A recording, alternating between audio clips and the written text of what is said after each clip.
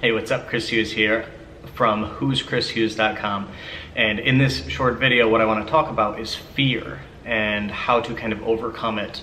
And I know it's not always easy to do. It's actually really difficult to do because of the amount of pressure we put on ourselves in order to do something that we know we should. And you've probably heard it before, the whole false evidence appearing real. Can't even say it. And the truth about fear is that that's exactly what it is. It's false evidence. It's something that we kind of project, something that we put out into the universe or into our current reality that isn't actually there. It's something that's not even real. And what happens is we often get in our heads so much that we forget that the thing that we're scared to do, the thing that we're fearful of, isn't even real. A lot of the time it's something that might be perceived as being difficult for us, or it's something that's usually just uncomfortable because it's something we probably haven't done before.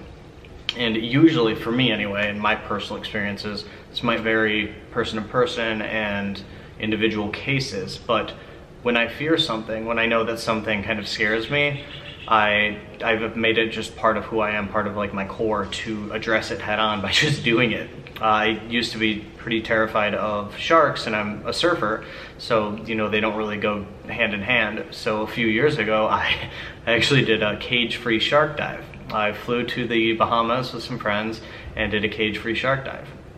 And I did this so that I could face the fear head on, so that way, you know, I could fight or flight, and I figured out how to kind of calm myself and go through with it.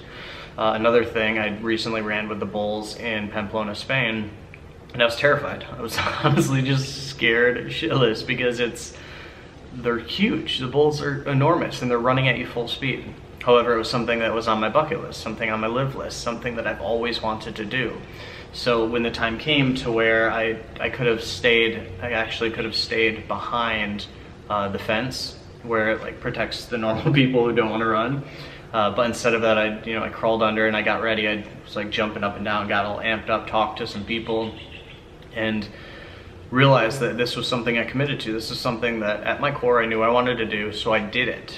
And there's probably something in your life right now that you're putting off, and it's most likely because you're scared of it. You're fearful of the overall outcome, like what could happen.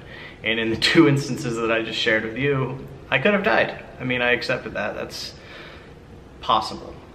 However, for most things we're fearful of, like maybe it's getting in front of camera if you do video marketing or you're trying to grow a business, or it could be calling up someone to get a job or make a sale if you're a salesperson. And the thing is, the reason you're scared of it, it's false evidence. It's something that you've built up in your mind that kind of is just preventing you from achieving who you actually want to be. So my challenge for you right now is to find the one thing, just think about it for a second, the one thing you're fearful of, and write down like what's the worst thing that could happen. And if it's not death or complete bankruptcy or something, then try it. Just commit to doing it.